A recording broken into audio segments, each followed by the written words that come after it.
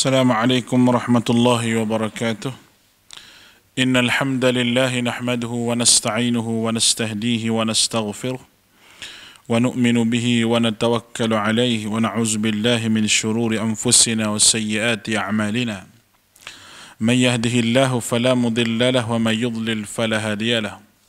أشهد أن لا إله إلا الله وحده لا شريك له وأشهد أن محمدا عبده ورسوله.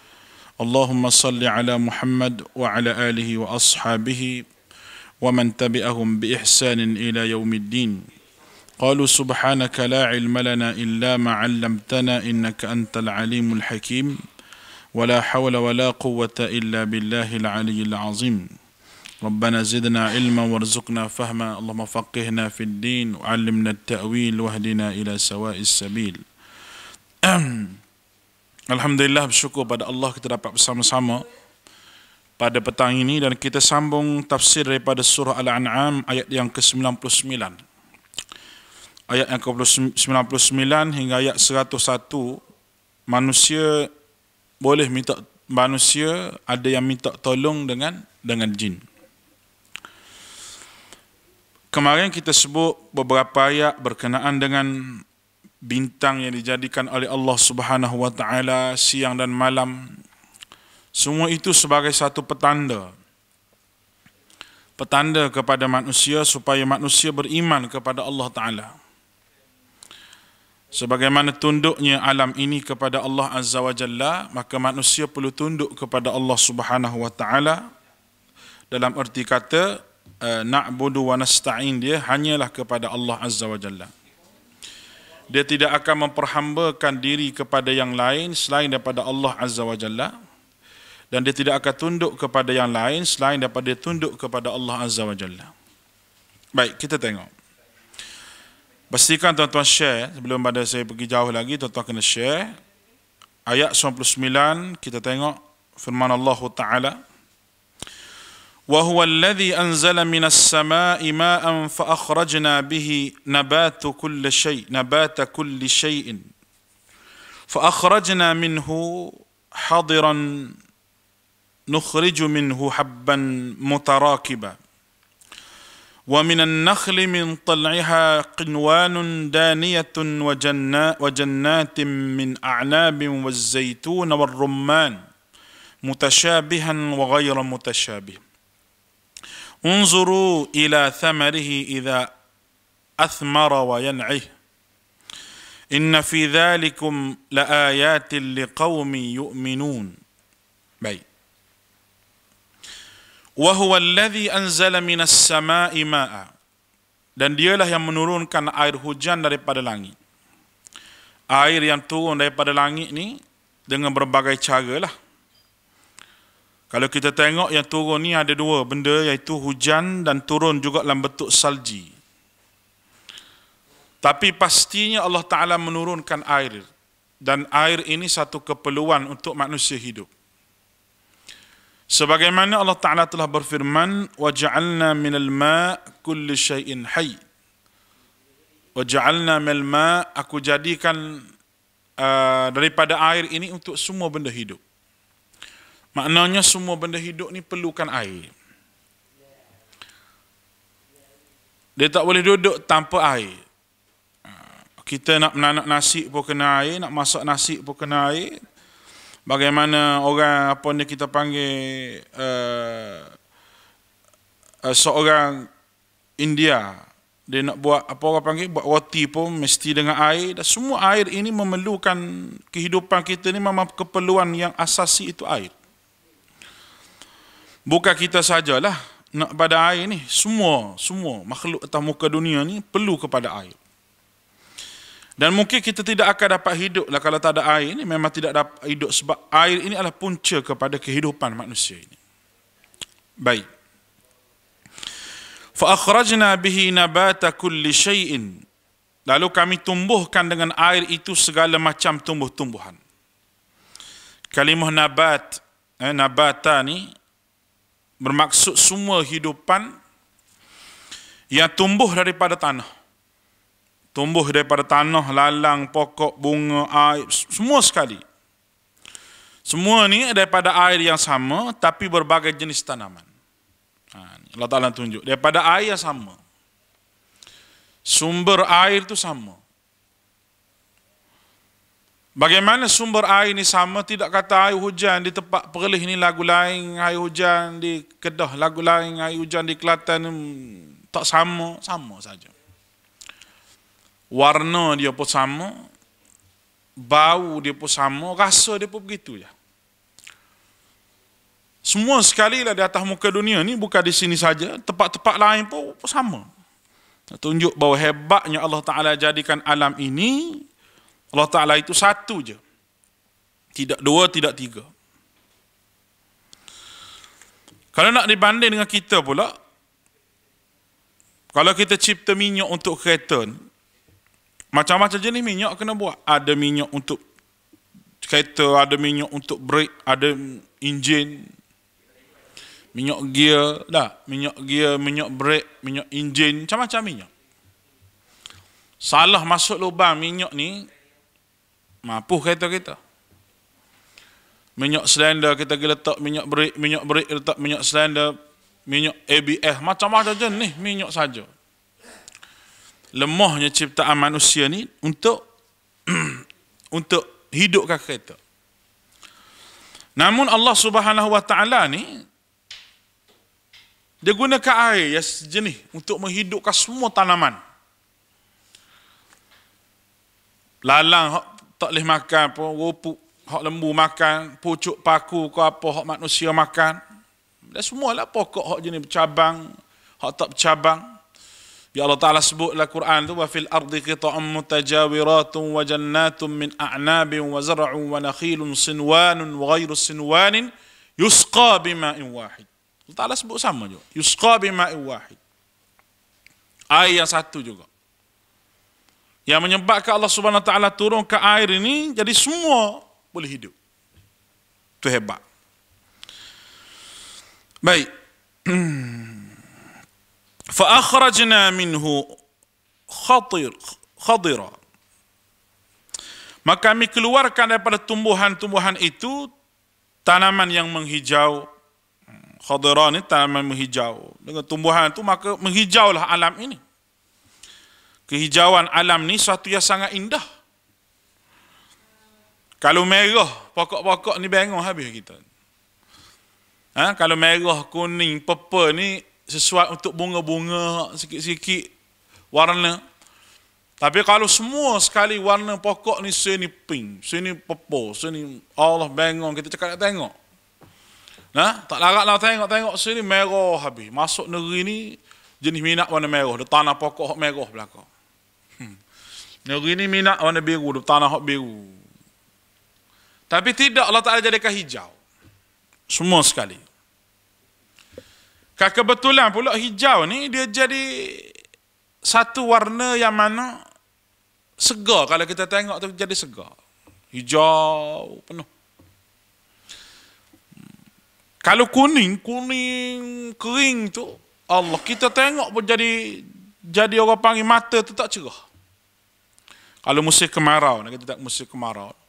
Bila mari musim kemarau ni kuning kering habis semua sekali. Bila mari hujan sekejap je mulalah hijau nak jadi hijau. Dan cantik tengok hijau tu, penuh hijau tu. Allahu Akbar. Saya pergi ke Cape Town baru ni, pergi kebun bunga. Tapi bukan musim bunga, tapi kebun bunga adalah bunga sikit-sikit tu. Kita tengok. Cukup indah. Ambil gambar dekat situ, kawasan bukitnya dengan beranginnya, Allahu Akbar. Cukup cantik. Kawasan tu cukup indah. Hijau je kita nampak. Mata kita pun cerah, hijau. Cerah mata kita hijau. Baik, tak ada terlibat ke politik tu dah. Hijau, kuning, biru tu warna politik. Tapi nak katanya hijau ni cerah. Cerah, mata kita pun reduk tengok, nak banding merah, nak banding warna-warna lain. Walaupun warna lain tu warna kesukaan semua, tapi warna hijau ni adalah salah satu daripada warna, katanya warna dalam syurga disebut warna hijau. Tu beberapa riwayat lah kalau kita tengok, dan Nabi juga suka warna hijau. Bukan hal politik ni nah. Jadi tuan-tuan nak politik, nak tafsir kod politik tu tuan-tuan macam bahasa lah. Baik. Nukhriju minhu habban mutarakiba. Ni. Kami keluarkan daripada tanaman yang hijau tadi biji butir yang tersusun. Ya, ini tanaman itu membentuk butiran yang tersusun di mana? Di tangkai, macam kita nampak beras dan juga biji gandum. Bijian yang terkumpul tu dia tersusun antara satu sama lain. Juga ada jenis gugusan sebagaimana jagung. Jagung, kita makan jagung. Jagung tu dia biji-biji di situ. Semua ni Allah Ta'ala buat. Semuanya Allah Ta'ala buat. Dia susun tu cantik. Cantik dia susun. Tepi ni ada seguguh, tepi ni ada seguguh, tepi ni ada. Cantik dia susun. Dan berbagai warna. Buah tu sih berbagai warna ada. Warna rambutan saja ada warna kuning, ada warna merah. Nah, warna merah, strawberry, merah. Kalau durian, warna hijau, tapi dalam tu ada isi kuning, ada isi orang panggil warna orange sikit. Tembikai ada warna kuning, ada warna merah. Jadi bukan manusia yang masuk ke warna tu. Bau durian tu sendiri, kalau nak kira airnya daripada langit, tak ada bau durian pun. Dan tak ada rasa manis pun. Masa mana Allah Ta'ala lagi masuk gula tu rasa manisnya? Kalau gula jenis gula. Tapi gula tu sendiri pun bukan asal daripada gula. Gula ni bukan neutral buat mari pergi pecah bukit dapat gula. Tidak. Dia mesti mari daripada tebu. Allah Ta'ala jadikan manis kepada tebu tu. Kalau ada tebu saja tapi tak manis, dia tak jadi juga. Tak jadi juga begitu. Baik. Ini semua adalah salah satu daripada penyusunan yang Allah Ta'ala buat dalam Al-Quran. Wa minan nakhli min tal'iha qinwanun daniyatun. Dan daripada mayang kurma yang ngurai itu, tangkai-tangkai yang menjulang, kata Allah. Kalimah tal'iha ni bermaksud yang mula tumbuh daripada dahan. Yang mula tumbuh, dahan tu mula tumbuh daripada dahan. Itu dahan tu belum tumbuh tanaman lagi tapi sudah mula nak tumbuh.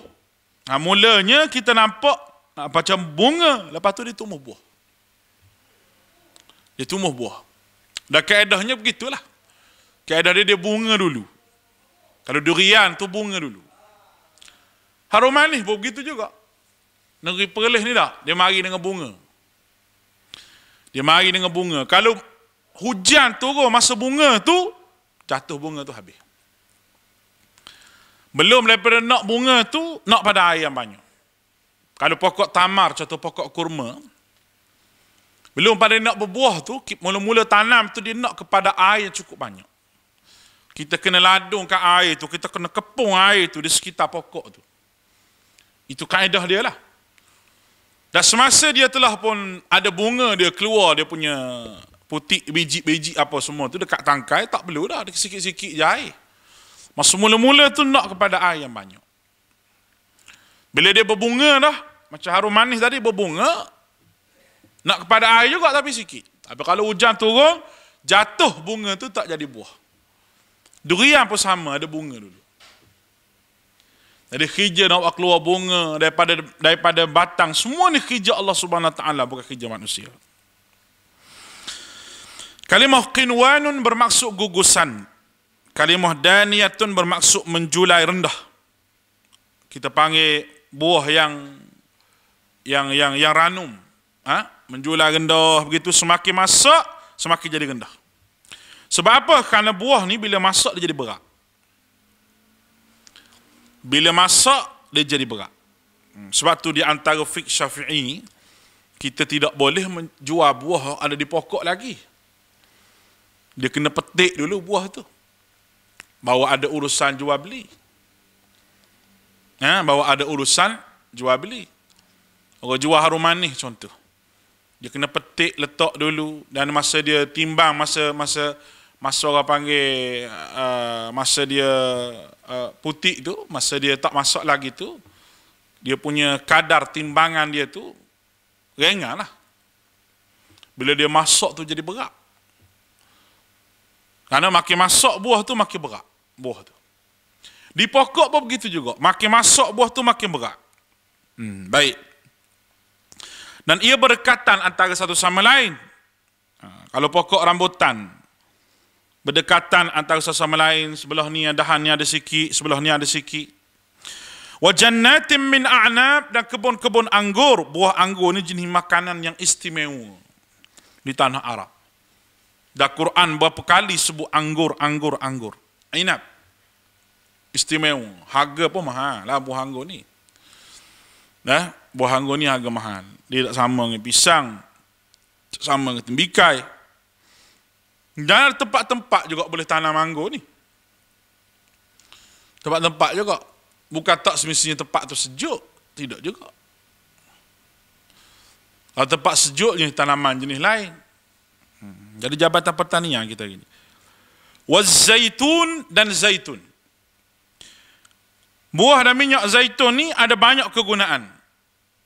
Dah banyak kali Tuhan sebut zaitun lah Quran ni. Memang betul-betul lah kegunaan dia begitu banyak. Untuk rambutnya, untuk kulitnya. Ada zaitun yang diperah untuk minum. Ada zaitun yang diperah untuk masak, untuk minyak masak. Lain, rasa dia lain. Zaitun yang diperah untuk minum dengan zaitun yang diperah untuk kegunaan. Maksudnya minyak rambut. Dan ternyata bahawa minyak zaitun ini dari segi perubatannya, untuk kulit dan sebagainya, dia amat-amat berhasil dari sudut perubatan. Warumman dan buah delima. Buah delima satu menjadi kesukaan masyarakat Arab. Buah delima. Buahnya dalam tu ada biji. Ada biji-biji halu bersama dengan air dia. Dan buah delima ni sangat baiklah untuk kesihatan. Nak banding dengan buah-buah yang lain.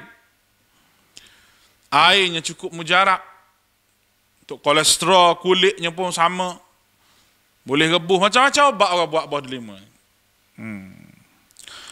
Mutasyabihan yang serupa. Ada persamaan antara buah tu. Macam kita kata buah zaitun. Ada berbagai jenis. Tapi rasanya lain-lain. Wa ghairu mutasyabih, dan tidak serupa. Buah yang sama ada jenis yang berlainan. Macam anggur, ada macam-macam jenis. Durian, ada macam-macam jenis. Buah durian. Tapi, hak ni musangking.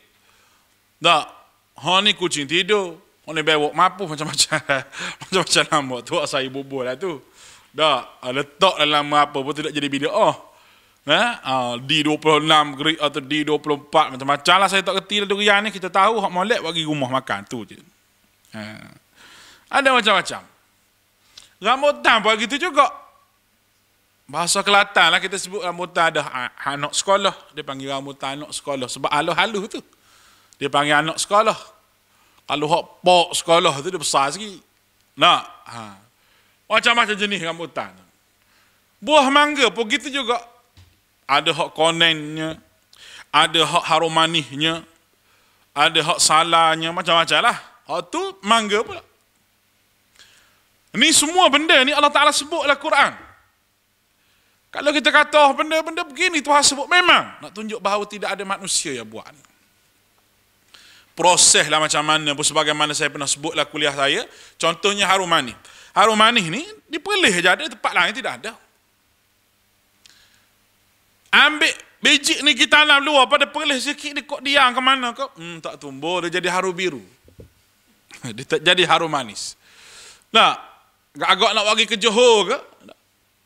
Katanya benih mai pada Indonesia. Dikacuk dengan begini-begini, dikahwinkan dengan benih ni. Kurma, dulu kita dengar kurma ni tanah Arab. Arab je ada kurma. Thailand pun ada. Tapi sama ke tak? Tak sama rasa dia. Berlainan. Berlainan, sedap hak mana tu Allah alam, tapi berlainan. Kurma Tunisianya lain, kurma Maghribinya lain, kurma Madinahnya lain, semua tu lain. Walaupun nama dia kurma. Ni kata Allah, ghairu mutasyabih, yang tidak serupa. Allahu akbar. Unzur ila thamarihi idza athmara wa yan'ih. Perhatikan buahnya di waktu pohonnya berbuah, dan perhatikan pula ketika mana dia masak.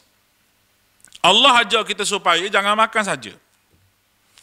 Jangan makan saja buah ni, tapi kena fikir. Mula dia tu warna hijau, rasa tak sedap, kelak, kalau dimakan tu rasa macam-macam rasa. Kita ambil buah-buah yang putih lagi tu, yang tak masak lagi, kita makan, rasa kelak. Takdirnya 2 hari lagi nak masak, tapi kita dah buka dah buah tu, tak sedap juga. Bila tarikh dia masak tu dengan betul, kita boleh agak-agak saja. Saya sebut ni contoh harum manis lah. Dia ada tarikh buka, dia kata tarikh buka. Buka saja. Lepas tu kena peram lagi 2 hari. 2 hari peram. Ada 2 hari buah tu ada yang masak, ada yang tak masak, ada yang perlu banyak hari lagi. Walaupun daripada pokok yang sama. Dan kadang-kadang daripada dahan yang sama. Contohnya durian. Dahan sama, pokok sama. Tanah sama. Pokok ni boleh tahan lagi. Pokok ni satu pokok, tanahnya sama. Ditanam dalam satu kebun, tapi rasa yang berlainan. Saya pergi di seorang kawan tu, duduk kebun, dia duduk di Slim River. Kawan tu lah, baik orang dia. Pergi Mekah sekali dengan saya. Dia ada kebun durian. Kebun durian. Cukup molek durian dia. Cukup molek. Saya pergi situ sampai malam. Tahun lepas ke 2 tahun lepas tak silap saya. Musim durian lah. Dia suruh dah pekerja dia cari. Buah durian tu ada satu kereta sorong tu. Makan buah durian. Isinya musangking lah kita kata, semuanya cantik-cantik isi dia. Kawan yang pula dia suka masak. Malam tu dia masak kambing. Tak ada apa. Buah durian campur dengan kambing. Tidur tak pakai baju panah. Tapi nak beritahu, pokok ni pokok 1, 2, 3. Banyak pokok, tanah yang sama. Tapi kita boleh rasa yang berlainan. Baik. Jadi apa kaitan buah-buahan dengan diri kita? Kalau kita kata sebab apa Allah Ta'ala sebut kita suruh lihat pokok buah-buahan ni? Kerana proses yang kita hadap ini hampir sama. Hampir sama. Itu bila buah tu sudah masak, dipetik, dan akan dibuang kulitnya. Kita pun begitu. Bila sudah sampai ajal, dimatikan, roh yang ada tu dibuang roh daripada kita. Proses yang Allah Ta'ala suruh tengok semua ni proses. Nak dekat sama dengan kamu, wahai manusia. Itu yang Allah Ta'ala suruh kita tengok kepada kejadian buah ni. Supaya kita sedar. Inna fi dhalika la ayatin liqaumin yu'minun. Sesungguhnya pada yang demikian itu ada tanda-tanda kekuasaan Allah bagi orang-orang yang beriman. Ni kuasa Allah Ta'ala. Dan orang beriman betul-betul menghargai benda ni. Hargai dengan cara mana? Bersyukur. Bersyukur dengan cara mana? Semua nikmat Allah Ta'ala, orang yang bersyukur ni, dia akan balas nikmat ini dengan ta'abbud ilallah, semata-mata, tidak kepada benda yang lain. Baik. Ayat yang 100 pada petang ni. Dalam ayat-ayat sebelum ni, Allah Ta'ala perkenalkan diri dia supaya macam mana kita nak suruh kenal dia dengan cara-cara tertentu. Tapi ada lagi manusia yang buat syirik. Ada lagi manusia syirik kepada Allah Azza wa Jalla. Dalam ayat ni Allah Ta'ala sentuh tentang mereka yang bersifat begitu. Syirik lagi walaupun telah diterangkan. Dalam ayat ni Allah Ta'ala sebut tentang jin kerana manusia memang ada masalah berkenaan dengan jin. Masalah macam mana? Dia percaya ke bomo, barang hilang jumpa Tok Bomo pakai khadam. Dan benda ni semua akan disebutlah surah jin nanti. Tapi dia sebut sepitah lalu. Macam mana Allah Ta'ala kata? وَجَعَلُوا لِلَّهِ شُرَكَاءَ الْجِنِّ وَخَلَقَهُمْ وَخَرَقُوا lahu baina banina wa banati bighairi ilm subhanahu wa ta'ala amma yasifun. Baik. Waja'alu lillahi syuraka al-jin, dan mereka orang-orang musyrik menjadikan jin itu sekutu bagi Allah. Kalimah syuraka ni iaitu satu kalimah yang menyamakan sesuatu dengan Allah Subhanahu wa taala. Adalah manusia ni menyamakan sesuatu dengan Allah Azza wa Jalla. Allah lah, kedudukan Allah sama dengan jin tu bagi dia. Dia menyamakan. Allah itu tinggi daripada segala makhluk, tidak sama dengan apa dan tidak memerlukan jin. Adapun yang puja jin ni, minta tolong dengan jin dan sebagainya, menyelesaikan masalah mereka. Sedangkan kita kena minta terus dengan Allah Azza wa Jalla, tapi dia minta dengan jin. Kalau kita tengok pada zaman Nabi Sulaiman, jin tu dibahagi pada 3 jenis. Ada yang jadi buruh kasar, ada yang tinggal di lautan dan di hutan, ada yang kena rantai sebab tidak dengar cakap, degil. Nabi Sulaiman je ada kuasa yang Allah Ta'ala bagi untuk mengawal jin-jin ni. Tapi kalau kita tengok, mereka tak mau.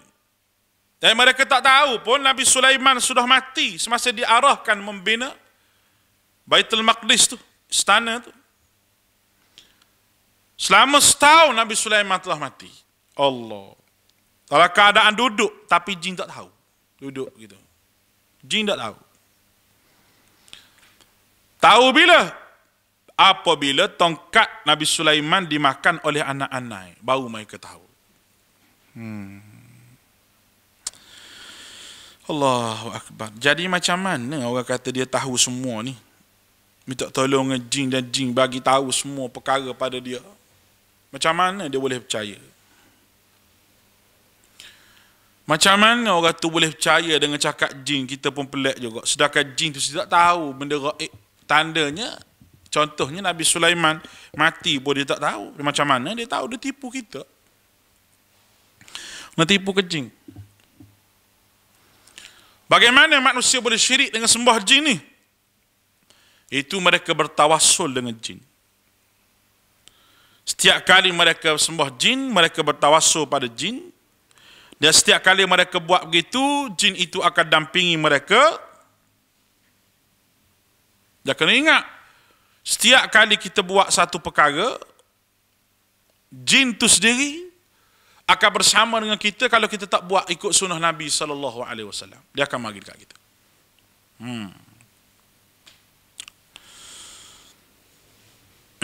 Jadi macam mana kita duk minta tolong dengan jin? Duk tawassul dengan jin. Minta dengan jin. Lepas tu satu lagi jenis orang zaman sekarang ni, dia mimpi lah, mimpi. Dalam mimpi tu suruh baca sekian banyak, sekian banyak, lepas tu buat pada malam-malam tertentu. Malam Jumaat, malam apa semua sekali, saya adalah barang yang dia mari hantar. Kadang dia mari hantar tasbih lah, apalah. Memang ada sungguh, depan pintu rumah dia tu ada sungguh. Orang yang begini ni, masyarakat anggap dia ni wali. Tengok, masyarakat kita. Otak wali besar tu. Sebab apa? Sebab ada orang mari hantar tasbih pada dia. Orang mari hantar batu permata pada dia. Orang mari hantar tongkat. Ada sungguh, memang ada. Dan saya pernah jumpa dengan orang yang begini. Nak berobat lagu mana, tak tahu. Tapi syarat dia, orang yang mari dalam mimpi dia tu bagi tahu setiap malam Rabu kena berzikir sekian-sekalian, jumlah banyak-banyak ni hadiah pada kawan ni. Kita berzikir ni untuk kita, untuk ingat pada Allah Ta'ala, tapi dia tidak, untuk hadiah pada kawan tu. Siapa dia? Tok guru dia tu lah. Tok guru dia ke syekh tu, syekh ni macam syekh tu kadang-kadang tak bersalah pun. Tak ada kena-mengena pun dengan syirik yang dia buat tu. Sebagaimana Nabi Isa tidak ada kena-mengena dengan syirik yang mana orang sembah dia. Sebagaimana lagi orang-orang yang hebat-hebat di kalangan zaman Nabi Nuh, yang mereka puja, tidak ada kena-mengena langsung. Dia tu memang orang yang soleh, tak ada kena-mengena, tapi dia ambil juga. Kenapa? Sebab mereka puja orang soleh. Ini masalah. Dia pun sedekahlah Fatihah pada orang tu, maka jin pun mari dekat dia, dia bagi macam-macam. Jadi apa sebenarnya? Nipulah sebenarnya. Kalau ada tok guru begitu, anak murid kata karamah. Karamah dia kata. Tok guru dapat tasbih dalam mimpi. Hak paling teruk lagi rambut janggut Nabi bagi dalam mimpi. Allah tu lagi bengong. Janggut Nabi bagi dalam mimpi. Sedar-sedar esok adalah bulu ke tangan ni. Oh, dah pakat celuk bulu tu dalam air, dah pakat minum ramai-ramai. Bulu apa tak tahulah. Untuk guru tu tidur. Sebab tu Nabi kata bila mu tidur, kamu bangun kena basuh tangan dulu. Sebab kamu tak tahu tangan kamu tidur di mana. Tangan kita ni kita tak tahu tidur di mana. Masa tidur tu pegang gapo pun kita tak tahu. Sedar-sedar dia mimpi. Dalam mimpi tu orang bagi dia janggut Nabi. Sedar-sedar esok ada di tangan dia janggut Nabi. Janggut sungguh. Padahal bulu tiok ke bulu menata apa kita tak tahu. Lama tu. Oleh kalau dia tutup guru, nama syekh tu syekh ni pakat duk celup minum air habis anak-anak murid. Sebab tu janggut Nabi. Habis jadi bodoh belaka. Baik. Itu semua adalah salah satu daripada benda yang disebut sebagai syirik pada Allah. Sebab ambil jin tu, bukan sembah jin gitu, tunduk, tidak, tapi menyamakan kuasa yang ada pada Allah dengan makhluk selain daripada Allah Subhanahu wa taala. Wa khalaqahum, padahal Allah yang menciptakan jin-jin tu. Bagaimana boleh mereka syirik? Kata jin tu hebat, Allah Taala yang cipta jin itu. Kharaqu lahu banina, dan mereka berbohong untuknya dengan mengatakan bahawa Allah mempunyai anak laki-laki dan perempuan. Perkataan kharaqu ni asal daripada perkataan kharaqa yang maksud berlawanan dengan khalaqa, yang bermaksud menjadikan. Kharaqa maksud mengoyak, menjadikan, yang ni mengoyak ataupun merosakkan sesuatu. Kalau khalaqa maksud mencipta sesuatu dalam keadaan baik. Kharaqa maksudnya mengoyak sesuatu telah dalam keadaan baik. Baik. Kalimah kharaqa ni juga digunakan dengan maksud mereka-reka sesuatu.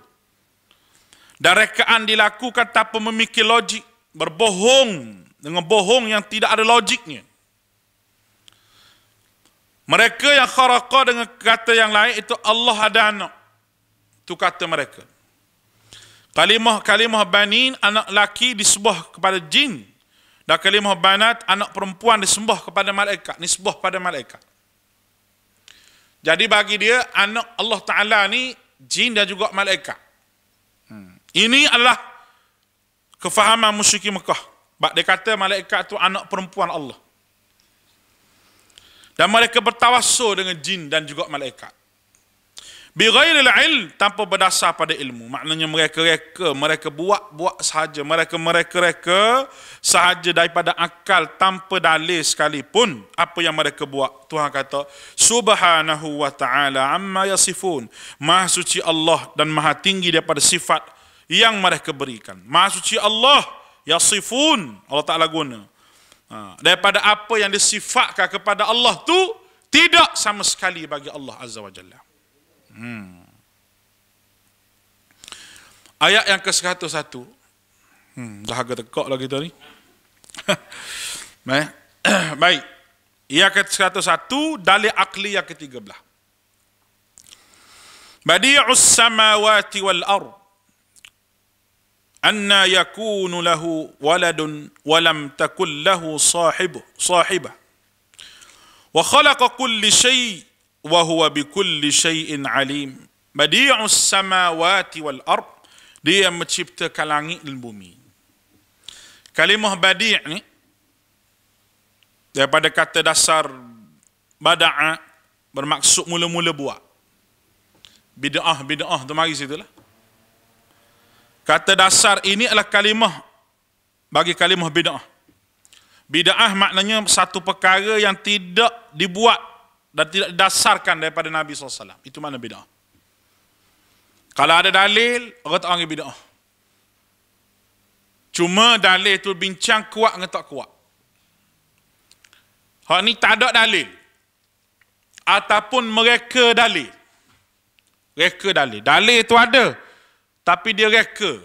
Dia reka dengan cara reka amalan. Berdasar kepada dalil. Dalil tu betul. Tapi dia duduk mari reka hak salah. Jadi langit ni mula-mula Allah Ta'ala buat. Tidak ada lagi sepertinya. Dan tidak ada orang cipta sebelum daripadanya. Tidak ada. Anna yakunu lahu waladun. Bagaimana dia mempunyai anak padahal dia tidak mempunyai isteri? Kalau nak anak, kan ada isteri. Ini adalah benda yang, kalau kita kata Allah tu setarah, na'udzubillah, dia kahwin dengan siapa? Ada anak ni. Musyriki Mekah sampai mengatakan pasangan Allah tu jin. Dan malaikat tu anak perempuan. Siapa gitu? Siapa? Dia kata pada Allah. Teruknya fahaman dia. Jadi konsep anak Tuhan ni tak masuk akal langsung. Saya nak terima. Kenapa? Kerana mesti ada isteri.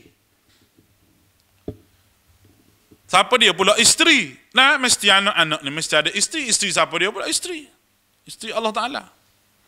Kita kalau nak anak kena ada isteri. Baru dapat anak. Ada isteri dah tapi tak dapat anak pun ada juga begitu. Allah Ta'ala tentu begitu. Nak macam mana? Tak ada rezeki lagi. Cari obat merata-rata cari obat. Obat orang ni macam-macam obat keluar. Obat ni tak payah, ada istighfar banyak je. Wa qul tastaghfiru rabbakum innahu kana ghaffara. Allah Ta'ala ni Maha Pengampun. Allah Ta'ala suruh istighfar. Yursil sama alaikum midrara. Tuhan turunkan hujan secukupnya pada kamu. Wa yumdidkum bi amwalin wa banin. Allah Ta'ala tambah amwalin wa banin. Amwal harta, bani anak-anak. Hasil daripada istighfar. Dalam surah Maryam disebut begitu juga. Wa qalu ittakhadha ar-rahmanu walada, ayat 88 kalau kita tengok. Mereka kata Tuhan Maha Pemurah mengambil anak. Laqad ji'tum syai'an idda, sungguh kamu nyata mendatangkan suatu perkara yang sangat mungkar. Takadus samatu yatafattarna minhu wa tanshaqqaqul ardu wa takhirrul jibalu hadda. Hampir-hampir pecah langit dengan ucapan kamu itu. Puak musyrik Mekah sanggup dia kata bahawa anak perempuan Allah itu malaikat. Orang Kristian pula kata Nabi Isa itu anak Allah. Yahudi pula kata Uzair itu anak Allah Ta'ala. Semua kata-kata dibenci oleh Allah Subhanahu Wa Ta'ala dan oleh alam ini. Kerana hampir pecah bumi ini dengan perkataan itu. Makna bencinya alam ini dengan perkataan itu. Wa khalaqa kulla syai', dan dia menciptakan segala sesuatu. Segala-gala sesuatu ini ciptaan mari daripada Allah Subhanahu Wa Ta'ala. Semua sekali. Bukan setara dengan Allah. Wa huwa bikulli syai'in alim, dan dialah yang Maha mengetahui segala sesuatu mengikut perkiraan dia. Tidak ada yang lebih tahu selain daripada Allah Subhanahu Wa Ta'ala. Baik.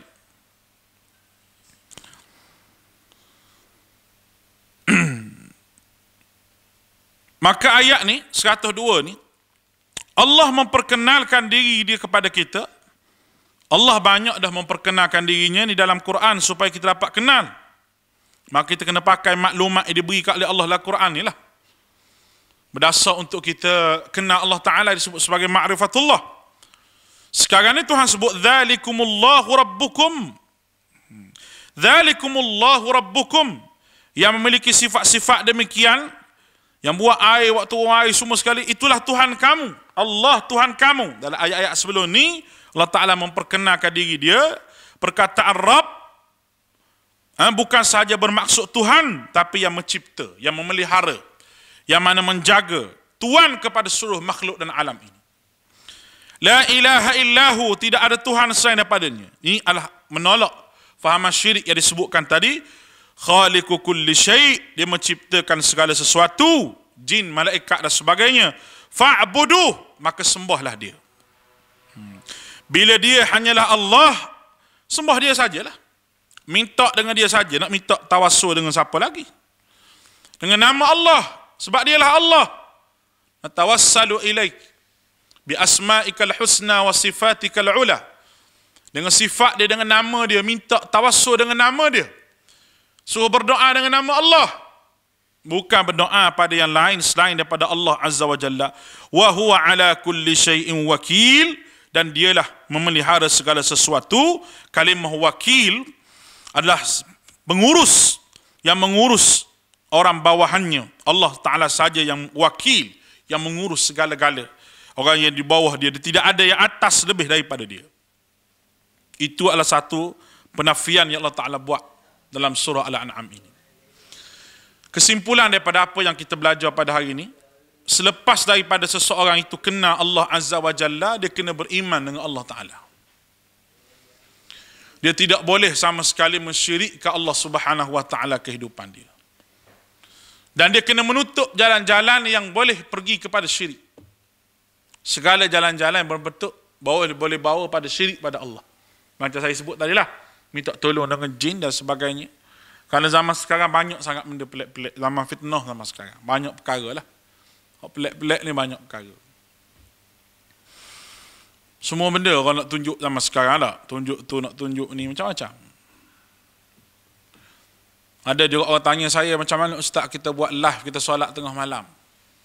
Buat live, solat tengah malam, kita buat live. Ada orang berhujah, dia kata kita nak supaya orang tu solat malam. Saya kata betul, bagus juga buat solat malam supaya orang tu solat malam. Masalahnya apabila kita solat tu kata tengok live kita tu, dia solat ke tak? Sebaiknya kita bangun tengah malam tu, kita buat live, kita ceramah dulu. Ceramah dulu. Kelebihan solat tengah malamnya, kelebihan Lailatul Qadarnya, kelebihan tu, kelebihan ni. Sejam kita ceramah, tengok view pun banyak, 1000 lebih. Kita pun iklan lah derma untuk madrasah kita. Tak apalah, tak ada masalah kalau ada madrasah lah. Derma untuk Mahat Tahfiz. Tak apalah. Lepas tu kita tutup dengan doa. Doa lah sikit. Nak tutup dengan doa. Lepas tu tuan-tuan, marilah sama-sama kita solat. Saya tutup live saya ni. Tuan-tuan jangan lupa kita solat. Tutup live, masing-masing solat. Itu lebih baik kalau nak buat live. Dan macam mana ustaz nak buat live sama ni? Suara sunnah sembahyang tarawih ni. Orang tanya juga begitu. Live yang kita buat tu adalah live yang kita solat tarawih lepas daripada solat isyak. Kita rakam dulu. Sebab itu kita tidak buat masa live solat isyak tu, kita tak buat. Dulu kita tertanya-tanya juga. Dah, kenapa tak orang kita tak buat begitu? Rupanya ada kebaikannya juga. Kalau kita buat masa duk tengah tarawih tu, biasa orang tarawih lepas isyak, kita tak tarawih lepas maghrib. Jadilah tu lebar macam mana pun, lepas maghrib kita nak tarawih dulu, tidak. Dia mesti lepas isyak. Lepas isyak tu di suara sunnah ni, di Jaib ni kita buat tarawih. Kita rakam dia untuk tengok pukul 11 malam. Pukul 11 malam tu tak ada orang tarawih lah biasanya, kecuali di Pakistan. Hok buat 40 rakaat tu ada pukul 11 tu untuk tarawih lagi. Hok baca setengah juz Quran satu malam tu ada. Ada 40 rakaat, ada 60, macam-macam lah pokok-pokok tu. Baca pula aja laju-laju, Quran pula lancar di mulut dia. Ada jenis begitu. Tapi pukul 11 ni kita ambil masa yang mana orang nak rehat, nak tidur, lalu kita tengoklah tarawih. Itu suasana yang berbeza. Suasana yang berbeza. Jadi tuan-tuan yang nak buat live tarawih tempat masing-masing tu, jadi fikir-fikirlah saya sebut tadi. Fikir, kita nak buat live, boleh buat lagi lah kita nak buat live.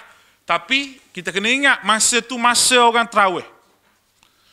Masa orang tarawih. Jadi kita buat live. Orang hak tengok tu macam mana? Dia tak tarawih ke macam mana? Nah, dia kata dia tarawih sikit, ustaz lambat sikit. Mungkin lah kita boleh sebut begitu. Kalau kita tak buat live masa tu. Dan live masa tarawih ni adalah waqi' yang berbeza dengan solat waktu malam. Dia tak sama benda tu. Dia kata macam mana pula Ustaz Masjidil Haram ni live 24 jam. Boleh buka channel dia 24 jam. Kalau tidak masa solat pun dia buat live, mesti ada baca Al-Quran. Yang dibaca dia pun satu hari tu baru 2 kali kadang-kadang khatam. Kalau boleh tengok channel Masjidil Haram. Ai Haramain kalau tengok dalam Facebook. 24 jam. Mesti ada punya. Kalau kita buka mesti ada. Itu benda yang berbeza. Jadi apa yang kita nak sebut di sini iaitu kita kena bezalah benda tu. Jadi saya tak kritik siapa-siapa. Kalau nak buat live tengah malam sebut tadi, tak apa, kita ajak orang dulu. Ceramah dulu semua sekini, bagi tahu kelebihan bangun semaya tengah malam apa. Dan kalau dia tu orang yang masyhur, dalam page dia tu juta orang ke 500,000 orang, mesti ada orang tengok tengah malam. Ramai orang tak tidur tengah malam bulan puasa ni. Rugi kalau tidur tengah malam bulan puasa ni. Sebab apa? Siang tak boleh makan, malam tu makan sebab pecah perut gitu. Dah nak makan sangat. Jadi jadi malam ni untuk rehat lah, kita rehat lah malam ni. Makan sikit-sikit sudah lah, makan banyak buat apa. Kerana ibadah puasa ni nak mengajar kita, nak mengawal hawa nafsu kita. Jadi itu yang saya nak sebut pada tuan-tuan, dan itulah ulasan saya.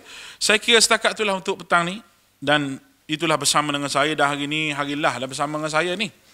Belum daripada kita sambung balik lepas daripada raya ni, insya-Allah. Kalau ada berkelapangan lagi, hari ini last bersama dengan saya dalam segmen Daurah Tafsir ini, dan insya-Allah kita bertemu lagi di masa-masa yang akan datang. Mudah-mudahan kita diberkati Allah SWT, dan surah kita tak sempat nak habis. InsyaAllah kita akan live lagi di Suara Sunnah berkenaan dengan surah Al-An'am ni. Kita baru bincang separuh. Dalam bulan Ramadan ni, sebulan tu kita bincang separuh sebab ada kuliah yang kita tertinggal, ada yang saya terpaksa balik ke Kelantan dan sebagainya. Saya minta maaf banyak-banyak. Mudah-mudahan Allah Ta'ala berkati kita. Allah Ta'ala beri lagi kita bertemu di masa-masa yang akan datang. Semoga kita habiskan Ramadan kita di akhir-akhir ini dengan iman wahtisab, keimanan dan juga pengharapan supaya Allah Ta'ala kabulkan permintaan kita. Dan jangan lupalah kita minta doa banyak-banyak dengan Allah Subhanahu Wa Ta'ala supaya Allah Subhanahu Wa Ta'ala angkat segala wabak, segala bala yang Allah Ta'ala uji kepada manusia seluruh dunia ini. Mudah-mudahan Allah Ta'ala boleh ampunkan dosa kita, dosa ibu bapa kita dan seluruhnya. Aqul qawli hadha wa astaghfirullahal azim li wa lakum wa ufawwidu amri ila Allah, innallaha basirun bil ibad. Assalamualaikum warahmatullahi wabarakatuh.